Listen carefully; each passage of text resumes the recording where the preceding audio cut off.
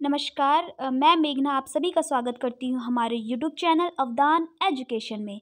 जैसे कि आप सभी जानते ही हैं कि हमने उत्तराखंड जीएस सीरीज़ लॉन्च की है, जिसकी पिछली वीडियो में आप सभी ने देखा था कि किस प्रकार से उत्तराखंड का नामकरण हुआ, गढ़वाल का किस प्रकार से गढ़वाल हुआ और कुर्मांचल का किस प्रकार से कुमाऊँ हुआ। आइए आज की वीडियो में हमारी चर्चा रहेगी उत्तराखंड के भौगोलिक विवरण में, जिसमें हम जानेंगे कि उत्तराखंड की स्थिति भारतवर्ष में कहाँ पर है, उसमें कहाँ पर हम कितनी सीमा का साझा हम चीन के साथ करते हैं, कितनी सीमा का साझा हम नेपाल के साथ करते हैं, साथ ही हम कितने किलोमीटर हमारे कितने ज़िले उत्तर प्रदेश के साथ सीमा साझा करते हैं और कितने हमारे एचपी हिमाचल प्रदेश के साथ सीमा हम साझा करते हैं। आज की वीडियो शुरू करते हैं। सबसे पहले हम देखते हैं कि उत्तराखंड की स्थिति भारतवर्ष में कहाँ पर है। आप देख रहे हैं कि हमारे स्क्रीन पर एक भारत का मैप बना हुआ है, साथ ही यहाँ पर हमने उत्तराखंड का मैप बनाया हुआ है। उत्तराखंड भारतवर्ष का 27वां राज्य है और सबसे पहले हम भारतवर्ष में इसकी स्थिति को जानते हैं कि कहाँ पर उत्तराखंड की स्थिति भारत में है। देखिए, सबसे पहले हम जानेंगे कि उत्तराखंड का अक्षांशीय विस्तार और देशांतरीय विस्तार कहाँ पर है। अक्षांशीय विस्तार और देशांतरीय विस्तार जानने से पहले हम इस पर चर्चा कर लें कि आखिर अक्षांश और देशांतर रेखाएं होती क्या हैं।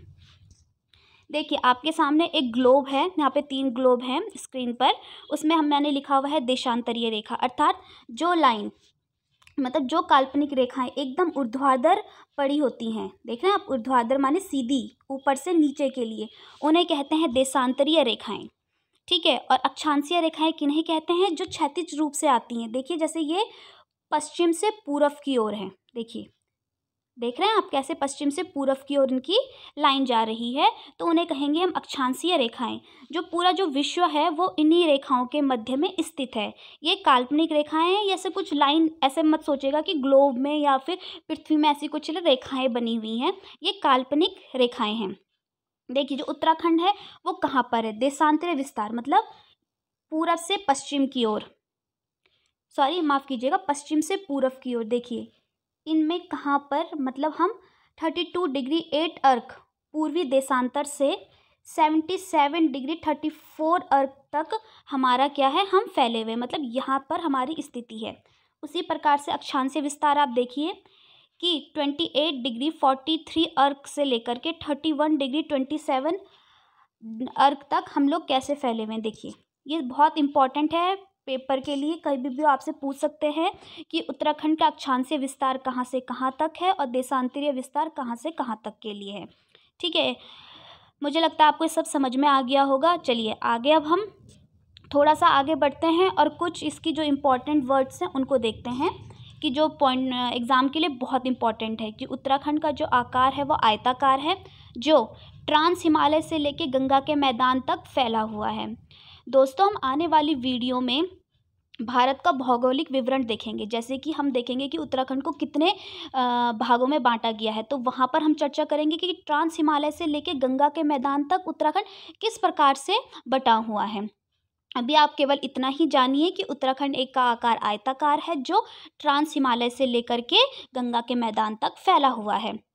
उत्तराखंड एक पर्वतीय राज्य है ना। ये तो आप सभी को पता ही है कि उत्तराखंड एक पर्वतीय राज्य है, जिसका लगभग 86.7% भाग, क्षेत्रफल का 86.7% जो भाग है वो हमारा एकदम पर्वतीय है, जबकि 13.93% मतलब 13.93% जो भाग है वो मैदानी है। ठीक है। और जो उत्तराखंड का जो क्षेत्रफल है वो है 53,483। अब देखिए, जब हमारा उत्तराखंड आयताकार है ना, मतलब आयताकार है जब हमारा उत्तराखंड, तो इसकी लंबाई और चौड़ाई होगी, है ना। तो पूरब से पश्चिम तक जो हमारी जो राज्य की जो लंबाई है वो है 358 किलोमीटर। ठीक है, पूरब से पश्चिम की ओर जो हमारी जो लंबाई है वो है हमारी 358 किलोमीटर। उसी प्रकार उत्तर से दक्षिण तक जो हमारी जो चौड़ाई है वो है 320 किलोमीटर। उत्तराखंड एक हिमालयी राज्य है क्योंकि हम हिमालय की गोद में हैं और यह वर्तमान में हिमालय राज्यों की श्रेणी में 10वें स्थान पे थे। लेकिन जब हमारा राज्य का गठन हुआ था तो जो हमारा जो स्थान था वह 11वां था। लेकिन जैसे ही जम्मू कश्मीर एक केंद्र शासित प्रदेश बना, ठीक है, तो वह केंद्र शासित प्रदेशों की श्रेणी में चले गया और हमारा एक स्थान बढ़ कर के 10वां हो गया। चलिए अब हम आगे की वीडियो में देखेंगे उत्तराखंड की सीमाएं। सीमाएं अंतर्राज्यीय और अंतर्राष्ट्रीय, मतलब हम किन किन देशों के साथ अंतर्राष्ट्रीय सीमाएं साझा करते हैं और किन किन जो राज्यों के साथ हम अंतर्राज्यीय सीमाओं का साझा करते हैं। ठीक है, तो जो यहाँ पे हमने लिखा हुआ है कि उत्तराखंड का क्षेत्रफल 3483 किलोमीटर है, जो पिछली वीडियो में मैं लिखना भूल गई थी, लेकिन यहाँ पर लिखा हुआ है 53,483।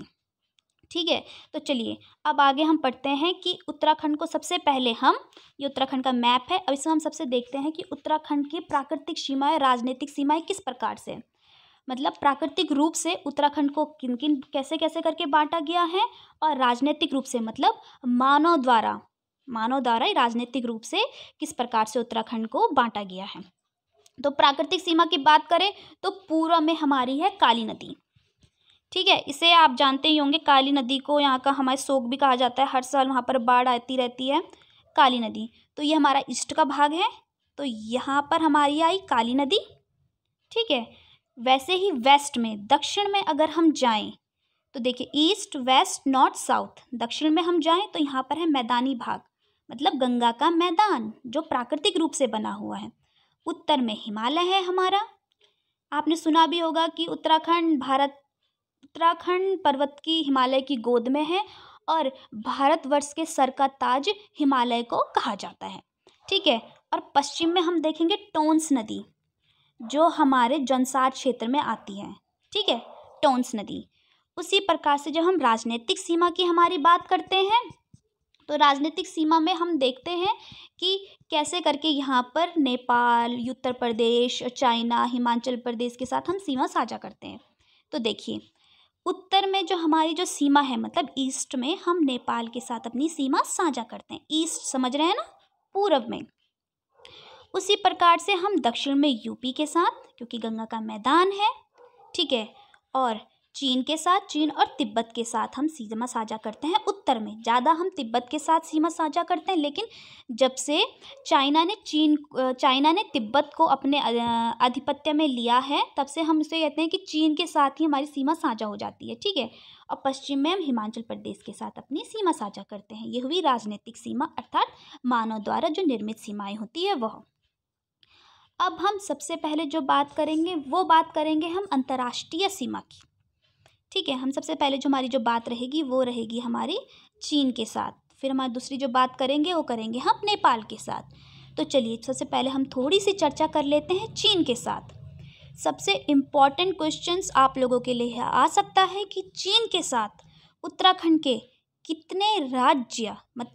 उत्तराखंड के कितने जिले चीन के साथ सीमा का साझा करते हैं। देखिए सबसे पहले है पिथौरागढ़, दूसरा है चमोली, तीसरा है उत्तरकाशी। देख रहे हैं आप, ये तीनों जो हमारे जो जिले हैं वो चीन के साथ एक सीमा साझा करते हैं। ठीक है, उसी प्रकार से अब हम देखेंगे नेपाल के साथ हमारे कौन कौन से जिले नेपाल के साथ सीमा साझा करते हैं। तो देखिए सबसे पहले हमारा पिथौरागढ़, चंपावत और उधम सिंह नगर, ये तीनों हमारे नेपाल के साथ सीमा साझा करते हैं। लेकिन आपने यहाँ पर एक चीज़ देखी, हमारा जो पिथौरागढ़ जिला है वो चीन के साथ भी सीमा साझा करता है और नेपाल के साथ भी सीमा साझा करता है। तो कभी अगर आपको ये क्वेश्चन आया कि उत्तराखंड का वह कौन सा ऐसा जिला है जो चीन और नेपाल के साथ सीमा साझा करता है, तो आप बिना कुछ सोचे समझे सीधा पिथौरागढ़ पर चले जाएंगे कि किस प्रकार से आप देख रहे हैं मैप के माध्यम से कि पिथौरागढ़ कैसे चीन और नेपाल दोनों के साथ यहाँ पर सीमा साझा कर रहा है। ठीक है, चलिए अब हम थोड़े से यहाँ पर कुछ पॉइंट्स हैं उन पे चर्चा कर लें। हमारे वो जो इम्पोर्टेंट पॉइंट्स होते हैं कि नेपाल के साथ हम कितनी सीमा साझा करते हैं। तो नेपाल के साथ हम 275 किलोमीटर की सीमा साझा करते हैं, मतलब 275 किलोमीटर की सीमा हम नेपाल के साथ साझा करते हैं। देखिए यहाँ से यहाँ तक, मतलब पिथौरागढ़ से लेकर के उधम सिंह नगर तक, यहाँ तक हम 275 किलोमीटर की जो सीमा है वो नेपाल के साथ हम साझा करते हैं। और देखिए यहाँ पर हम अब देखेंगे यहाँ पर कि नेपाल जिले जो नेपाल के साथ सीमा बनाते हैं वो हमने पढ़ लिया था। पिथौरागढ़ जो नेपाल और चीन दोनों के साथ सीमा साझा करता है, दूसरा हमने पढ़ा था उधम सिंह नगर, यूएस नगर, यूएसए नगर भी कहते हैं इसको, ठीक है। तीसरा चंपावत। ये जो तीनों राज्य है, तीनों जिले हैं हमारे, चंपावत इनके साथ करते हैं। वैसे ये, और यहाँ पर अब हम देखते हैं कि हमारे ये जिले तो नेपाल के साथ सीमा तो साझा करते हैं, लेकिन नेपाल के कौन कौन से जिले हमारे साथ सीमा साझा करते से, जो फर्स्ट है वो है दार्चुला। दार्चुला आपने अभी कुछ टाइम पहले सुना भी होगा कि वहाँ पर जब कोविड का टाइम चल रहा था तो वहाँ पर एक दरवाज़ा जो पुल है उसे बंद कर दिया गया था, तो दार्चुला और धारचुला को आपस में बंद कर दिया गया था कि वहाँ उसी पुल के माध्यम से बच्चे यहाँ पर पढ़ने आते हैं। नेपाल के जो बच्चे हैं, जो स्टूडेंट्स हैं, वो उत्तराखंड में यहाँ पर पिथौरागढ़ में पढ़ने के लिए आते हैं। दूसरा है बेटाड़ी, ठीक है। तीसरा है डडेलधुरा। चौथा है कंचनपुर। ये किस प्रकार से हमारे यहाँ पर चीन यहाँ पे साझा करते हैं। अब हम जो हमारी जो बात रहेगी वो रहेगी चीन के साथ हम कितने किलोमीटर की सीमा साझा करते हैं। चीन के साथ हम लगभग 350 किलोमीटर की जो सीमा है वो साझा करते हैं। मतलब उत्तरकाशी से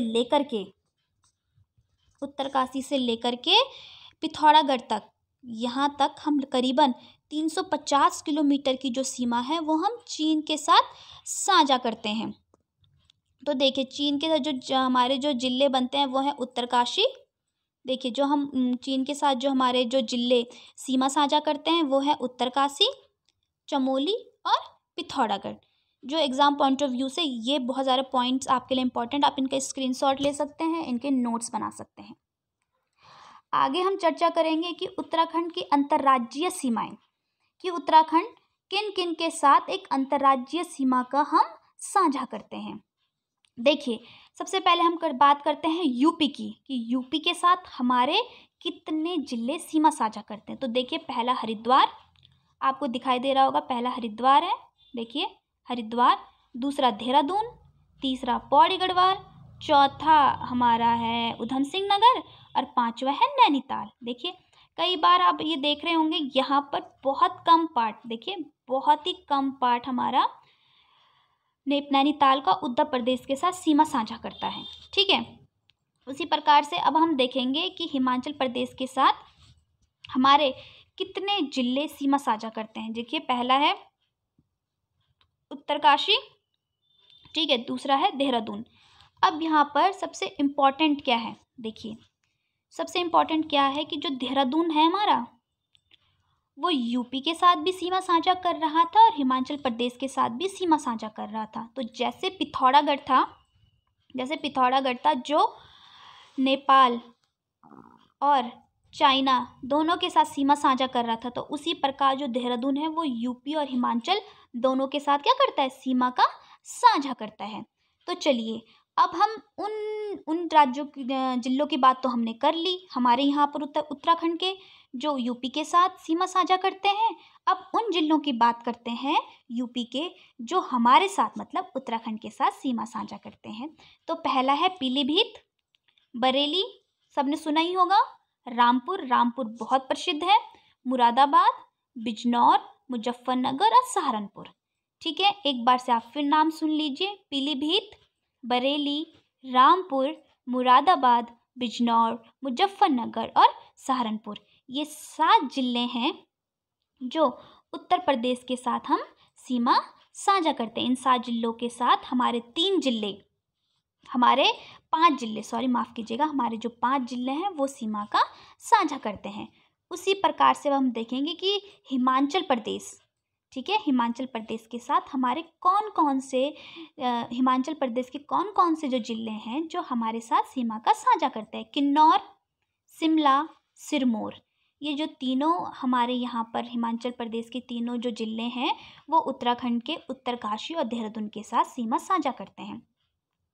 आशा करती हूँ कि आपको बहुत अच्छे तरीके से समझ में आ गया होगा कि उत्तराखंड का भौगोलिक विवरण कैसा है, उत्तराखंड की स्थिति कैसी है, भारत में उत्तराखंड की स्थिति कहाँ पर है, उत्तराखंड का अक्षांशीय और देशांतीय विस्तार किस प्रकार से है और किस प्रकार से इसके लिए हमने इम्पोर्टेंट कुछ टॉपिक थे, कुछ नोट थे जो आपको याद होने चाहिए एग्ज़ाम पॉइंट ऑफ व्यू से।